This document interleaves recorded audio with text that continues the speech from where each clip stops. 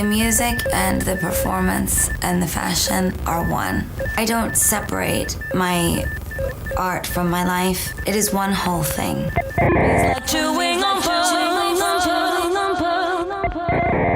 Hey, Patrick. Hey, Tom. I'm Tom. And I'm Patrick. And this is Chewing on Pearls, the show where we dissect and decipher Lady Gaga's chameleonic career and its impact, one pearl at a time. We're back. We're back. So we're back. Tom texted me last week and said, oh no, I forgot to say we're back. We're back. Special shout out to our very first guest on our last episode, the one and only Miss Twink USA. We love you, Del. We love you. It was so much fun to queen out and with you. And it's so fun because now we're in a 3-way group text called Gaga Girls. So Patrick and I can annoy another person with our Gaga obsession. It's so fun. What are you going to say? I'm scared. I don't know. You're like smiling at me. I'm like, just like happy. Yeah. And it's been a second since we felt happiness. Yes, that's true. And honestly, we got so much good feedback on that episode. Yeah. Like a lot of people were like, this is the Gaga pod. And I was like, yeah. Thanks. So maybe a little bit of a chip on our shoulders this time. So today we'll be covering notable headgear as worn by Lady Gaga. This is like such a massive topic to tackle. Yeah, so I guess to start, the genesis was a couple weeks ago when we were talking about like LG7, and this was like before Harlequin and before Joker, and Tom had said like I feel like masks are going to be a thing. Yes. And so we were like, oh, let's work on an episode about notable masks. And then we had a whole conversation about like, okay, what makes a mask a mask? Where is a mask also a sunglass? Where is a hat also a mask? Right. What defines a hat versus a sculptural piece? Mm-hmm. So as it usually does, the conversation evolved into, okay, well, what is both like a mask and a headpiece, if not headgear? Headgear. Absolutely.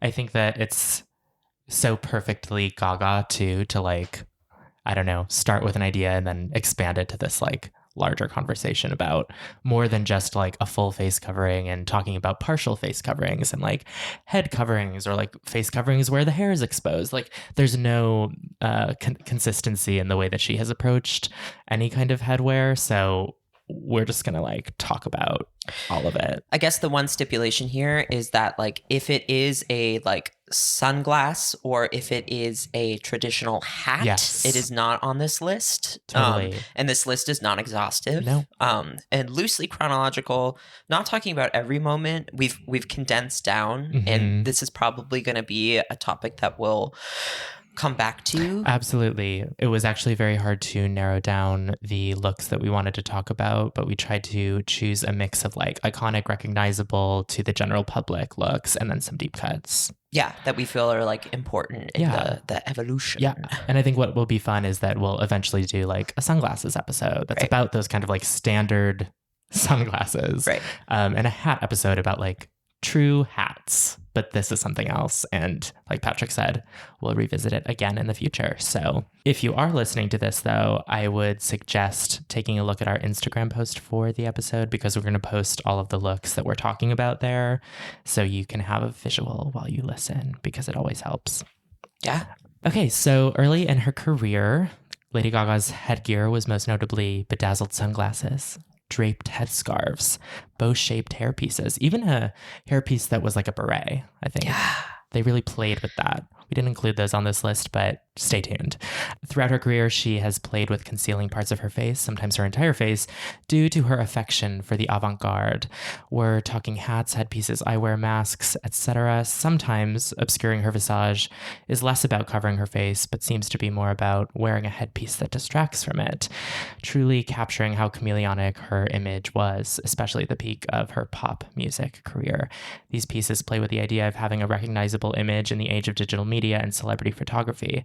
Capturing an image of Gaga can be so valuable that for her to cover her face is quite tongue-in-cheek at times, essentially saying fuck you to the idea of like her body, but especially face, being this thing of value and something that you can like have. So we're going to start off with kind of an iconic, recognizable, one of the first times the whole world, let's say, saw Gaga in a mask, which was in 2008 in the Poker Face music video. And on the single cover, which was shot on set, Gaga is emerging from a pool wearing a mask created by the House of Gaga. And it's kind of this mirrored disco mask that alludes back. It's giving like opera mask. It's giving Harlequin, dare I say. It just covers her eyes, her forehead. Actually, you can't really see her eyes through it at all. And it does feel like it's an allusion to the disco bra, like an evolution from that. Literally just see her lash poking out. Absolutely.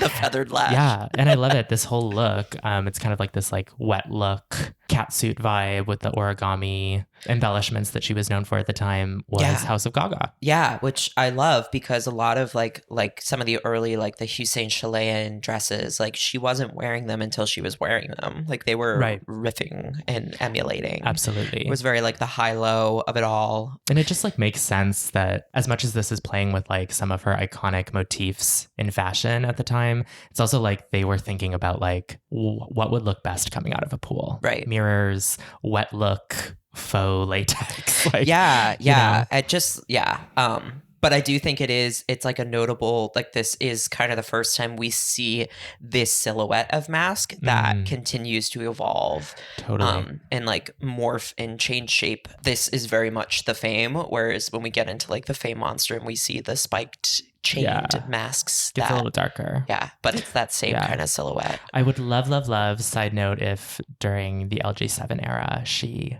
wears something that is like a mirrored disco vibe, even if it was like black mirrors or something, like alluding to that would be really or fun. Like antique. Yes, antiqued mirror, like smoked mirror. That would be really cool. It was a motif earlier in her career, but we know with Gaga that like nothing ever ends. Right. So sliding into 2009, kind of talking about how like the Fame, very, very sleek retro future, absolutely. And then the Fame monster kind of having this like darker, punkier, but still editorial fashion lens. Yes. And kind of something that kicked off Gaga's like shift in kind of vibe to this darker place of creation was when she started doing press with like full face coverings. Totally. And this is kind of a deep cut moment. She's doing press for Isle of MTV in Malta. Yeah, of all places. Yeah. So she's like on an island, a British isle in 2009. And she shows up in like a studded halter dress by this exotic dance wear company, Top Rock. So literally like stripper clothes. Yeah, perfect. And then like this gimp mask that is stiffened and like a mirrored mesh slit for her eyes and nose. And this mask is actually, it goes with, you know, like that bodysuit. I think it's purple and it's like a leotard and it has like the molded shoulder that Gaga has worn. Yes. This mask is actually from that look. Oh, okay. So that the runway look that is tracks. that together. That and tracks. she wore them separate, but I love that. Yeah. But it's like it goes with a fuchsia like bodysuit with like a big sculpted shoulder. I love that. This is like such a perfect example of what we talk about all the time, which is like cunty, fierce club girl meets doo-wop theater girl, which is that she's wearing, again, stripper clothes and this like kind of allusion to a gimp mask, and then this hair is like, oh my God, Marilyn.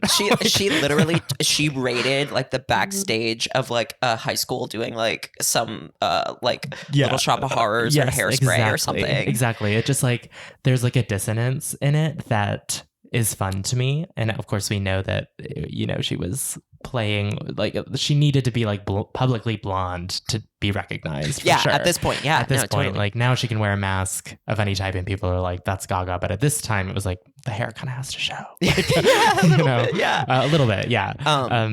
But yeah, a fun deep cut to kind of throw in there that like, you know, when we were putting together the list, like this one kind of was like, oh, we got to throw it in there because maybe it's not as recognizable, but like it was an important moment because it signified kind of all of the imagery that came after for like the Fame Monster and the Monster Ball tour. the manifesto. Yeah, which all we of spoke the GIMP about. masks in there. Yeah. It's like the beginning of an idea for sure. And I think some of our listeners might be surprised to know that she was like pulling this kind of headgear this early. Yeah. And for a press call where it's like she's there to be like interviewed by press. Yeah. So they want to like hear and see her. And she shows up like completely encumbered by this like facial shield. That's why I love it. It kind of plays into the next look that we're going to talk about, which is arguably one of Lady Gaga's most iconic, most recreated looks, which was at the 2009 VMAs. After she performs Paparazzi, she goes on stage wearing a look from McQueen's 1998 collection Joan to accept the Best New Artist Award from Eminem in this like red lace mask and dress. And I think it's like part of the same conversation, which is that the paparazzi performance was about how fame kills, especially like an allusion to like Marilyn and those that met similar fates, I suppose. And the red lace is supposed to symbolize like the funeral shroud of that starlet who has now been killed by the fame or whatever. And I feel like it's like a similar story that she was telling in Malta, which is like, you want to see me? Try again. Like, right. But I'm also limiting you. Similarly, she's completely exposed. Yeah, totally. Because she's in lace. Yeah. I also think it's notable too that, you know, she accepts the award and she starts speaking with it on and she removes to say God in the gaze. Yes. Because she's like, I want you to see my face. Yeah. I love that moment when she like rips it down and she's like, especially with like Eminem on stage there at the time, he was like really under scrutiny for using the F slur. And Gaga wears masks all night long at this VMAs. She has like the little like bird's nest kind of white thing. She has the opera mask with the little hat with on like the carpet. the black feather. With the black feather and the gold. She starts the paparazzi performance with the opera mask vibe. Mask that she wears for the remix cover. Yeah.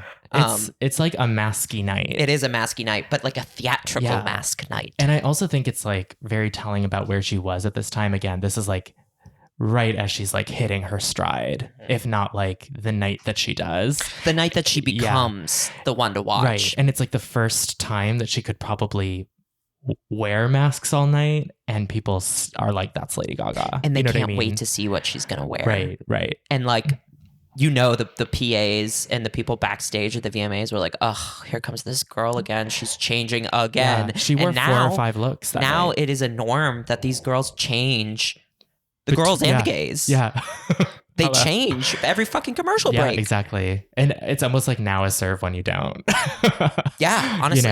You know. It's like, oh, they only have one look, or they took a jacket off. Like, right.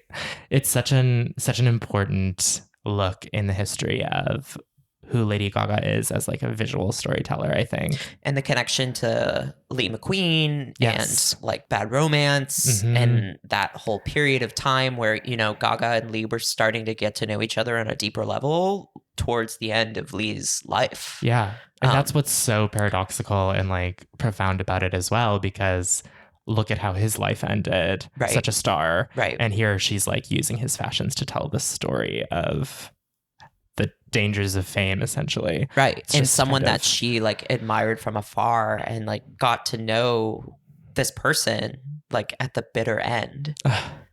But also is just like so profoundly connected to them. Yeah. That I guess that rolls right into our next look, which is Gaga at the Brits. Yeah, not long after. Where she performs a tribute to Lee, and she's wearing this interesting headpiece that is designed by Philip Tracy, but it's actually made using leftover delicate floral lace from a Valentino collection from fall winter.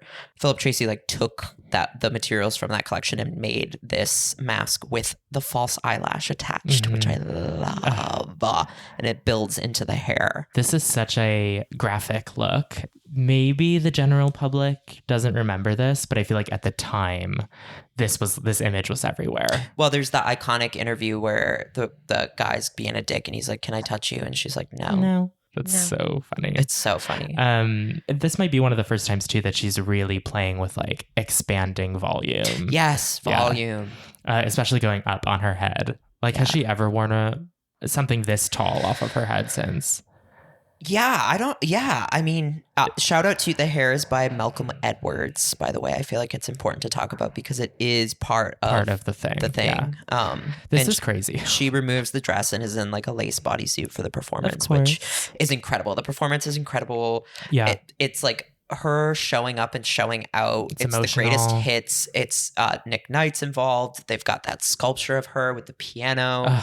It's like it's the my God. perfect combination of like Gaga doing kind of like a jazz cover of her own song, but then riffing And still being like edgy and being like, edgy, rock and roll, new lyrics, and then doing Dance in the Dark and the choreo that she does solo on the stage. Girl, performance art. I've always like, don't let her dance alone. Yes. But I love when she freestyles because it does feel, I mean, maybe it wasn't freestyled, but like when she's her posing, doing it and she knows she doesn't have to like match someone behind her. Yes. It's so free and like embodied. And also this look is like drag. This is drag. This 100%. is full and high horror drag. It kind of creates this period of time where she was in these lace bodysuits, catsuits, jeweled with wraps and veils and large shoes. It's like that became the uniform. Often the bodysuit like going up her neck and like onto her face, like applying some of the lace onto the face. I think the VMA look that we just spoke about and this look are definitely like, again, beginnings of that whole phase, that whole era. So concealed, but also revealed. Yes. And then the Fame Monster era kind of evolves into these, after Bad Romance, these two very distinct styles through first the Alejandro music video and then the telephone video. Like I feel like it kind of had three visual stories within the album promotion in a way. And I feel like the looks we just spoke about were kind of part of that like beginnings of Bad Romance. But then when we get to the telephone era within the era, it goes much more pop art, literal. Yeah, yes, exactly.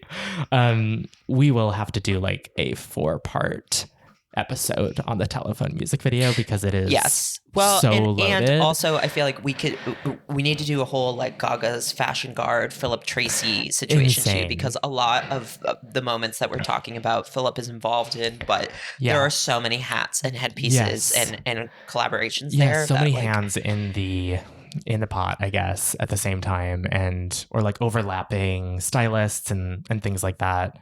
And I do think, again, like talking about the Fame Monster is hard to do because it was many evolutions really quickly. Yeah, I mean, we had Val Garland, we had Billy B.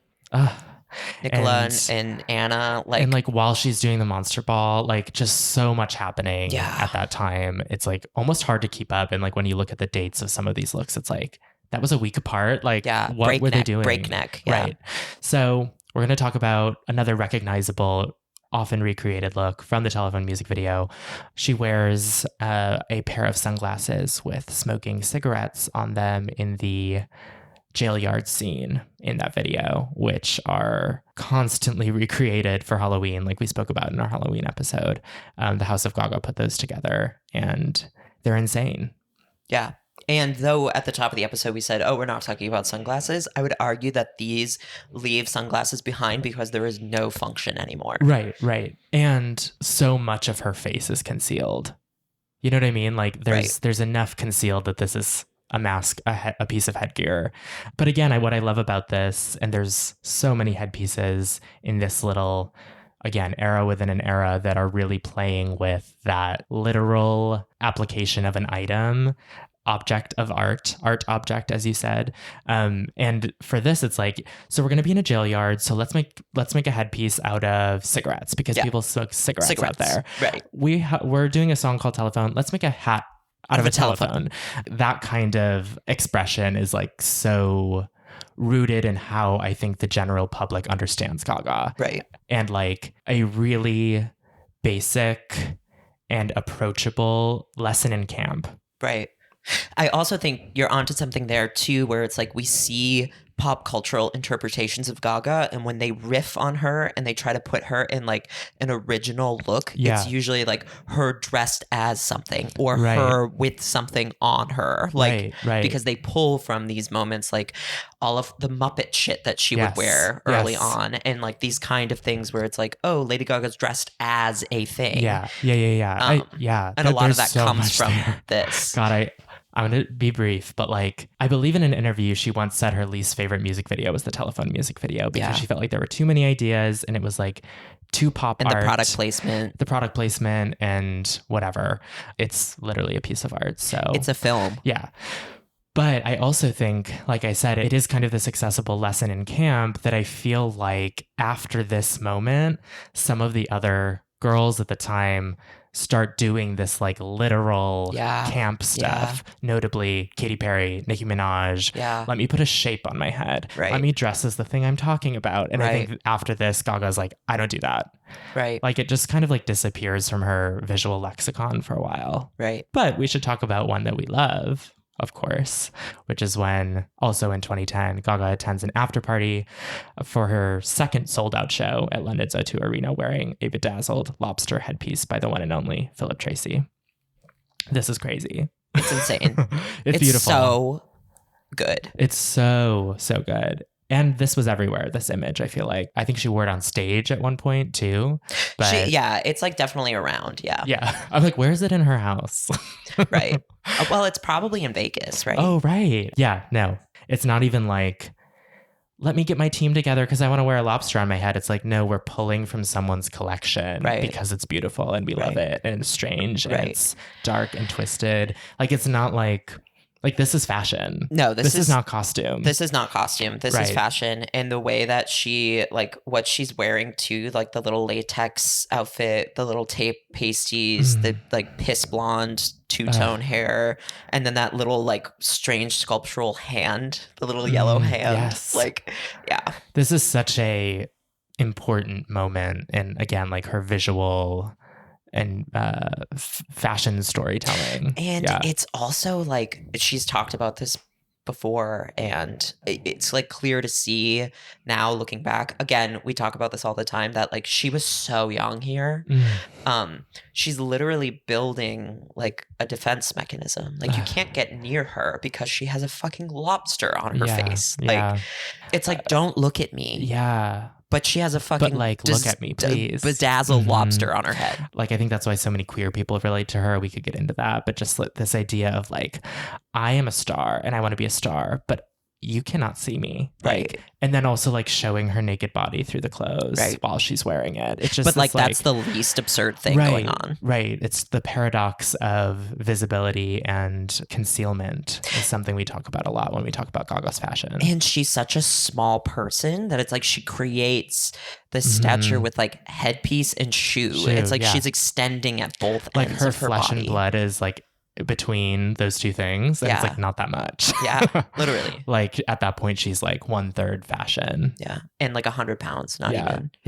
Wow, this feels like a Glitter and Grease episode throwback. So briefly touching in 2011, again, we can't be here all day, so we have to cut some things. Masks continue and headpieces continue, but a notable one and kind of a funny memeable one was when Gaga appeared on Jay Leno after her Grammy wins, and she's wearing this kind of bug fiberglass mask by Windsor Workshop that like riffs on the Born This Way facial prosthetics, this conversation about a new race, the weird kind of vague butterfly mother birth imagery from the Born This Way video, the alien kind of Mugler of it all. And it's again this idea of her using fashion as like an extension of her body at this time. And we're supposed to believe that like this is her face. I had to include this because it's one of my favorite moments in her career and in the Born This Way era as it's beginning, like bridging the gap between like her true candor from the Fame Monster era, where she was really just being like super direct about like her art, but then like approaching this kind of like dark fantasy that was Born This Way, and like showing up.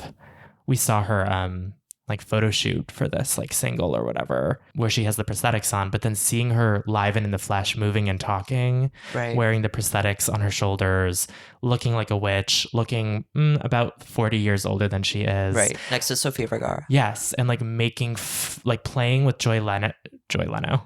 Joy Bay. We wish. We fucking wish. Joy Leno, drag artist who does Jay Leno and Joy. What's her name? Joy Bay. Yes. Like playing with him in the way that the iconic divas before her would play with like male interviewers. Just this is the Gaga that I really love and like connect with. And this is where it's armor in a way where it's like not defensive, it's offensive. Yes. And I wonder with this mask, like, can she see through it? I think they're like bug eye lens. Got things. it. And then she takes them off and everyone in the audience cheers and she like has this little shy look on her face for a second. And then she has like a dark lip. Yeah. And then she kind of like straightens her back up and she's like a star again. But there's this moment where she takes the mask off where it feels sort of like she's almost like a little girl or something. And I really love this whole ensemble, and that she's not taking herself too seriously in this moment because she's like, I'm Batman. Yeah. She says, instead of being like, I'm the alien mother of a new race. Like, it's cute. And then also from that period of time, which, you know, this kind of blurs the lines between like Born This Way and like the beginning genesis of like the very Versace heavy art pop of it all. Yes. Gaga performs at Dick Clark's New Year's Rockin' Eve, December 31st, 2011. She's in Atelier Versace's custom look with a mask and leather gloves also made by the house. This is the infamous meme clip where she's like asked like, what are you wearing tonight? And she goes, I don't know, it's Versace. But she's like very clearly dressed as the ball that's about to drop. Yes. And they're like, what are you? And she's like, I don't know. It's like, girl, no, you do. But it's just like a very important moment for her as an Italian girl from New York. Yes. And she like really lays it on thick. And like, I feel like this is her. It was interesting because she chose to perform like Heavy Metal Lover and like another look with a mask, also Versace. This very like glam disco fashion diva. Feels like showgirl. It was, adjacent. It was kind of a culmination of like everything that she had explored at that point in her career. Up until this point, yeah. And through the lens of like, I'm heading to Las Vegas. Like little did she know. Little did she know. Like at this time, it was like, no, you've solidified yourself as like the next diva showgirl. And just like a great piece of that lineage of the disco ball. Yeah. For her. It's perfect. Moving right along, in 2012, Gaga launches her Fame perfume at Macy's in New York City, wearing Iris Van Herpen from 2012. The headpiece was made by Irene Bussemaker for that collection. Bussemaker. Yes. And what I love about this look, of course, is intentionally or not, I'm guessing it's intentional, this look, direct from someone's collection, sort of resembles the bottle of the perfume. In the top, what do you call that? Like the spritz part. Yeah. This mask looks like it. Yeah. It's weird. And this was Gaga in her like, I don't know, kind of a rocky road situation where it was clear that there had been traumas, there had been injuries, there had been drug use, there had been fallouts, there had been a lot going on. She's 5 years into the Fame. And she is like, I want to be a slut. I want to be a bitch. I want to be a whore. There's so many clips from this time period. Brunette Ga is a little bit of a diva. Yeah. Telling the cameras in interviews to like relocate. Right. Directing the lights. Her being like, lift my tits. Yeah. Like she is also like painted in a different way, I think. She's like doing like hot girl. Yeah. like I don't know. But as like Elizabeth Taylor. Right. Like, it's just like this very glam. Yes. This very kind of like, I have immigrant matriarchs that I've like watched assimilate into. Like, it almost feels like this whole era promoting the perfume feels like a screen test for House of Gucci. Yeah. Like totally. Like the clothes even. Maybe not this Iris Van Herpen, but like that whole thing. And so like, I'm like, are you selling perfume or are you laundering money? Like right, what? Like, it's so strange. But I do love this headpiece and that she has a pony coming out of it because those that know, I love Gaga in a fucking pony. Pony Gaga. That's my favorite iteration. Yeah, this whole period of time really interesting too. She's like playing with these concepts that are rooted in performance art and like duration, and she's doing these extravagant events at these designer boutiques and museums, and you know, and she's like, well, I have to do this, I must do this, right? Like she's kind of being accepted by a certain crowd, right? In a way. And it's like they're like these really affluent, like what we would maybe see now as like an influencer marketing stunt, right but like through the lens of like, well, this is art, right? And then they all kind of like reject her 2 years later. And not that it wasn't, but right. I mean, the Fame commercial, that's a whole nother episode. Art. That but what's funny is she has spoken about this later, like she was like, I hated peddling a perfume, like I never wanted to do that, like that was not what I was supposed to be doing. And I think we see that in her behavior at the time. We see that in the way she's presenting herself, is like, if I'm gonna do this, it's gonna be a character in the ass. I'm gonna be a pain in the ass. Yeah. Like just insane. But I do love this look. I remember seeing it when I was a kid and thinking like, for some reason, it felt like an elevation in some weird way, like from what she had done in the past. Even though she's worn couture, she's worn archive, this feels very like clean. It's like getting out of a carriage dressed like the bottle of the launch. Like it's like the next step up in the objet d'art, where it's like she is the bottle, but it's not like, it's using pieces that exist that her team found to curate this look, to be like, these are ideas that are out there in the world. And like bridging the world of Born This Way, which is like dark and edgy and fantastical, with the world of art pop, which is all about like technology and art mixing, knowing that Iris Van Herpen is this like insanely technical, technology-based fashion designer. It just feels like this like perfect transition era. Yeah. Speaking of art pop, in 2013, Lady Gaga announces the art pop album via an image shot by Inez Nude, wearing a mask by Isabel Yalda Helisaz. This image was heard around the world. I remember like refreshing ladyxgaga.com throwback, refreshing it because people were like, it's going to drop. She's going to announce. And then it just like the whole website being this photo. Right. And little did we know at the time. So basically this look is like kind of a riff on like maybe a gas mask, or like this kind of like futuristic astronaut. It's a clear face shield. Hazmat. With her mouth and nose exposed. It's almost like the opposite of what you should be covering up, right, if you're exposed to fumes or something. It's like safety goggles. Yes. And little did we know this image was all we had of art pop at the time. But there's this like whole photo shoot she did with Inez Nude where she wears a plethora of fashions and wigs and headgear. Yeah, beyond and just this. Like really interesting. Like at that point, I remember like some fans being like, whoa, what is this? Because we had seen her as like Fame Monster, Born This Way, all of this like theater and just very curated costume and glam and diamond jubilee. And then it was like this abstract kind of harsh, sterile. Like they definitely were just like playing with textures and ideas and like objects on the set. Like she's holding scissors, she's wrapping paper around her head. They're putting paint and dirt on her body. Like and people, this is where I get mad, because I'm like, people thinking that the art pop concept was weak don't understand pop art. It was blowing the doors open. Right. And arguably more punk than like this shoot is like the most punk thing she's ever done. Yeah. It's insane. And that's why this image is like so misleading in a way, because it's like so clean and safe and like minimal makeup.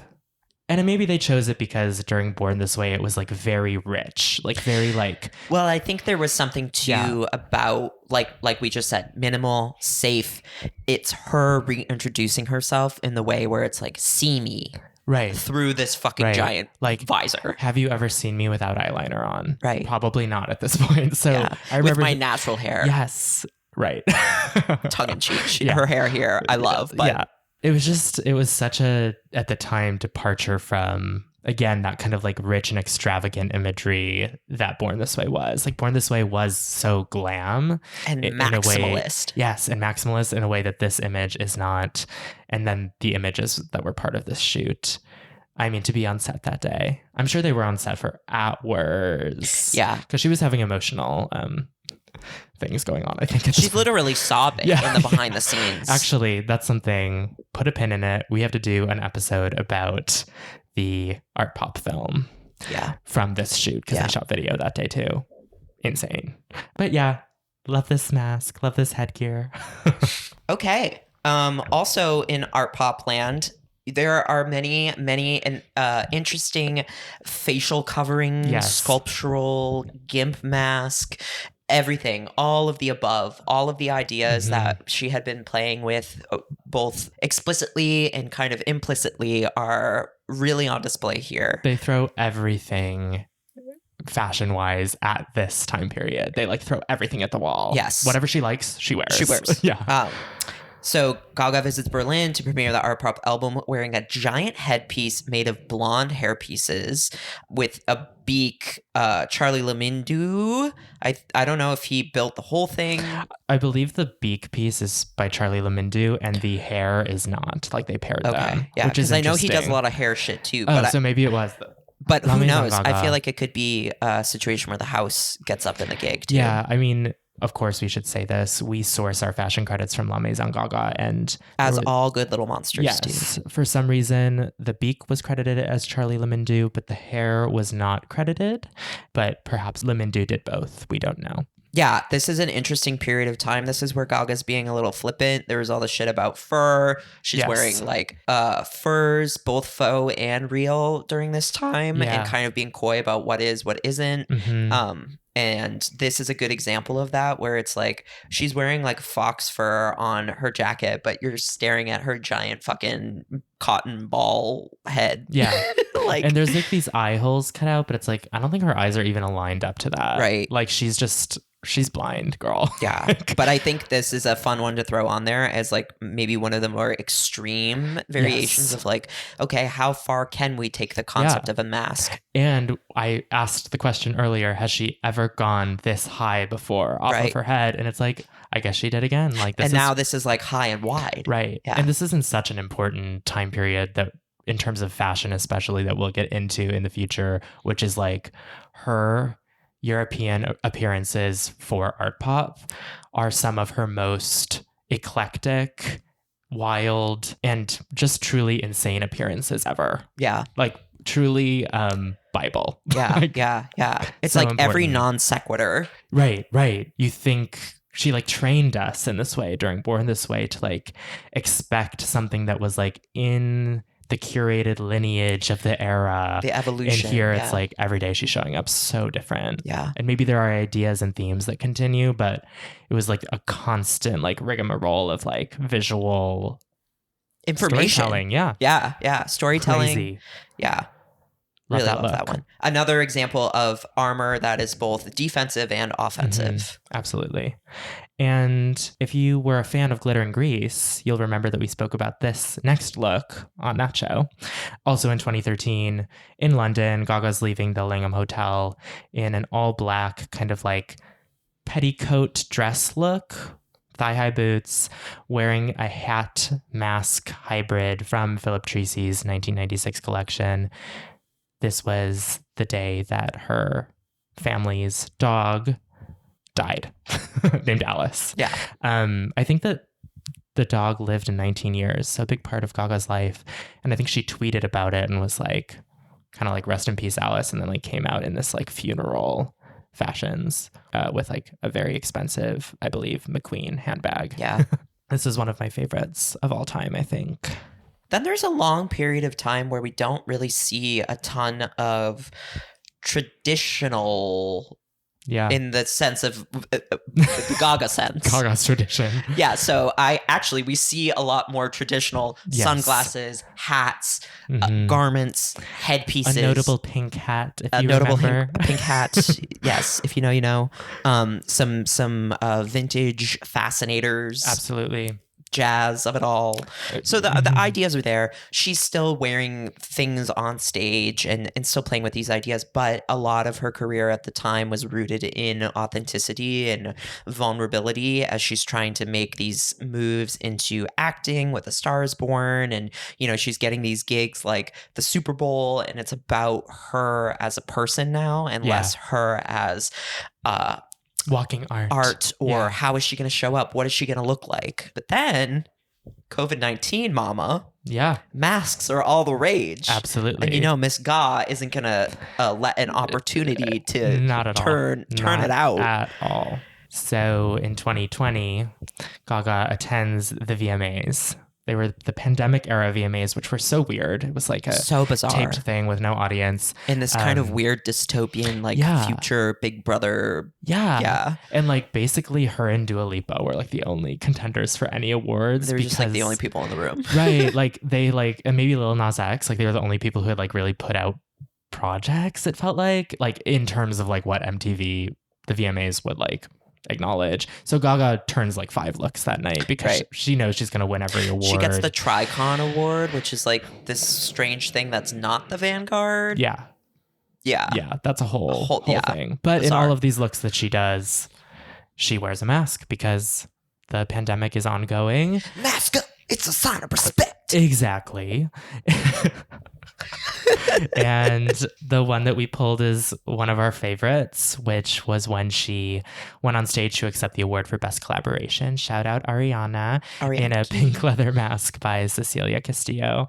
It's kind of like a gas mask vibe, but it's like pink and fun and kind of like rounded and flirty. So it's like a quirky girl mask. Yeah, it's like strapped to the back of her head. She's wearing like this, at the silver apocalypse, wig. but she like wants you to know that she like is still having fun. Right. And also, fun fact, she's wearing Iris Van Herpen here as well, as she did for the Fame perfume launch. So that's kind of a fun full circle moment. But I loved seeing her like this at the time because it just felt so like just like bizarre. Yeah, it very much gave like, well, the show must go on. Yeah, someone's got to do it. And like, I know that this shit is whack. And like, I put out a great album that is getting completely sidelined by like global catastrophe. And like, well, I could dwell. Yeah. Or I could be the rah bitch that everyone knows I am and show up and show out and give the kids something to talk about and like try to manufacture joy. Yeah.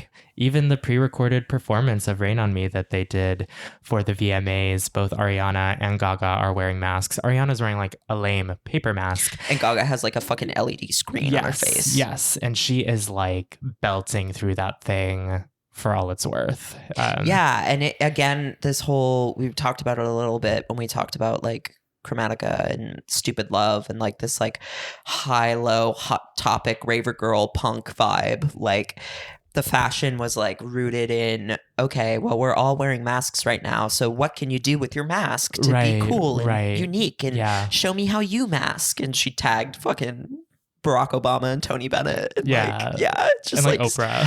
So like this, I mean, and she did all the great stuff for COVID relief and whatever, but it is funny to see her in this like neo-lib, like, She was trying to make the world a better place. She really was. Does. And we love her for it. And this was her being like, well, let's wear a fun mask. Yeah. Let's wear 5. Yeah.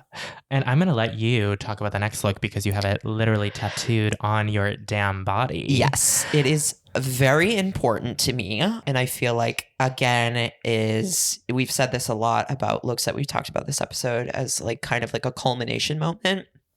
And I feel like this is another one in a kind of a post-Chromatica world where she emerges to play the piano at the Chromatica Ball Tour in this custom chromatophore headpiece by, I don't know how to say it. Yeah, I think it's Christian de Medici. Christian de Medici with an X. Yeah. Love that diva. Like Love that diva. So this is fondly referred to as like the bug piece, bug-ga, as we like to say. And it's this kind of sculpted visor that turns into this funky like antenna, long, vaguely praying mantis-esque purple polka dotted vibe. And I just love it for so many reasons. I love it because it nods back directly to that Born This Way kind of facial visor that she was wearing with like the Mugler of it all and this kind of alien species. I always love when she plays with nature and like natural imagery because it's never really natural. Right. But like this kind of interesting Animorphs vibe where she's like half mythical being, half performance artist. Like you could believe that is her head. Like the way she emerges from the stage and she's in this pose with these like little claws and the piano is like wood, but also a dragon, but also a brain. She's like a bug on a tree. Yes, and she's just like perched. This is in our Venn diagram. We need to make a Venn diagram. Your favorite Gaga hybrid is Gaga Nature. Mine is Gaga Machine. Yes, that's like absolutely. And like the fantasy is what combines it. Right, exactly. Like Gaga as something. Yeah. Nondescript, not clear fully. Yeah, hybrid. A hybrid can withstand these things. I also bricks love and strings. She's literally playing a piano. Yes, here. I love that she is also like alluding to the art pop. Sorry, I almost said the art pop ball. The art rave look, where she is like an inflated octopus lady. Yes, yeah. And there was a lot of like bug imagery around that time. Yeah, totally. I feel like this is definitely connected to that. Just an iconic look, a great stage look, and like I feel like it had been a second since there was like a stage look, like a performance look, which again, another we'll talk about because those clothes are magic. Like there's magic sewn into those clothes. But it had been a second since the general public had like a definable, that's Gaga from a tour look. And doesn't she sing Shallow wearing the mask? Yes, which is insane. And that's why it's like that's the perfect dissonance. Like the basic bitches that were there just to hear her sing that Star Is Born song. She's like, I'm gonna sing Shallow, but I'm gonna sing it as a fucking bug. Exactly. It's buckle so up. Good in my little flippy blonde wig. Yes. Oh my god, that wig.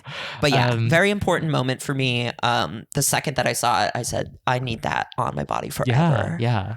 One day when we're rich and famous for doing a Gaga podcast, I will buy you that look. Yes. When they auction it off. Oh my god. And imagine me just like sitting there. I'm like, like display it in your house and you're just like wearing it. You shower in it, you sleep in it. Literally, I'm sleeping in it. Okay, well, that kind of brings us to current times.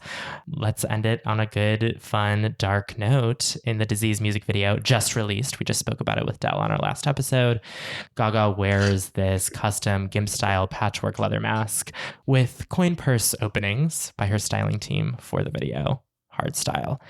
This is crazy. So fucking good. This is one of my favorite pieces of headgear that Gaga has ever worn. And it's not just because it's like current, like it's just like fucking fierce. It's fucking fierce. It again plays with all of these ideas that she's played with before, but it's the perfect kind distillation. Of yes. And the lady and the Gaga. Yes. The Gaga being like the GIMP mask, the leather, the lady being the vintage coin purses and clutches that it's made out of. And also perhaps commentary again on what I sort of spoke about at the beginning, which is, I don't know, like my face is part of my public image. My public image is what like promotes my art essentially. And all of that is like wrapped up in money. And all of that is like benefiting someone, whether it's her, she's rich, or like her label or whoever it may be. And so her for clean cosmetic brand. Yeah. For the access to see her face to be a coin purse opening just feels intentional in a way that I can't fully articulate right now because I've had 2 cups of coffee and no lunch. But like it's there. That's very Donatella of you. Yes. But I just love that that's the access point to her face. It's really good, especially if we're thinking about, as we spoke about in the last episode, this Gaga being Mother Monster, being like Lady Gaga, the entity that consumes her when she and like performs. Del said, the shadow self. Right. And that shadow self being adorned in these coin purses, it just feels sort of, I don't know. Think on it. chew on that. Chew on that. Munch. That's what we have to say when we are running out of things to say. Chew on that. Well, chew on that. You can chew on that at home, okay? Well, this has been fun. Yeah, no, this has been great. We've had talking about fun. Fashion. Yeah. Everyone else tuned out about 10 minutes in. Yeah. So. This has been fun. We'll look at the analytics and we'll know if you finish the episode. Totally. Yeah, we're going to have to revisit this topic because there are so many And honestly, more. let us know your thoughts. I know that our listening base is small and mighty, but we really do enjoy when you send us little messages or comments or, we love hearing what you have to say. And yeah. Yeah. It's kind of fun too that, obviously Gaga is such a visual artist. To do this non-visual podcast talking about these things is kind of fun. It's like an interesting challenge to sort of synthesize what we're seeing into words, and that's kind of what makes it fun, I think. Yeah, for me. And thank you for continuing to show up and listen when we kiki. Yeah, more conversations about Gaga's fashion, of course, always to come. Bye. Bye. Let you